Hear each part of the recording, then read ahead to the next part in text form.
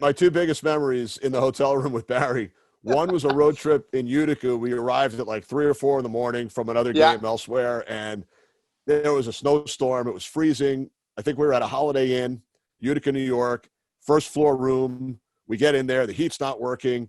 The snow and the cold's coming in under the door, and we both wound up sleeping in not only in all of our clothes, but in our winter coats as well, with our hats and gloves on for the entire night. And then there was a playoff game in Binghamton.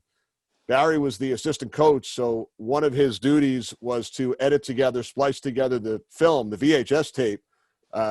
Back in the day, that was the technology at the time. And he had the game tape, but he would have to edit together power plays and penalty killing and other, situational, type things that took place during the game. And I'm sitting on my bed trying to go to sleep after the game. It's 1 a.m. Barry's on his bed editing the tapes together. He had 2 VCRs and wires connecting them. And one of the tapes, you're old enough to remember the VHS tape. Sometimes it would get stuck.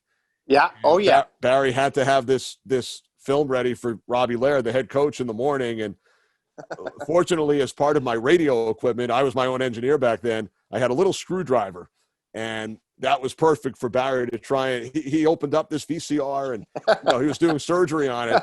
And I wasn't too good of a teammate because I fell asleep after about a half hour while he was still working on the VCR.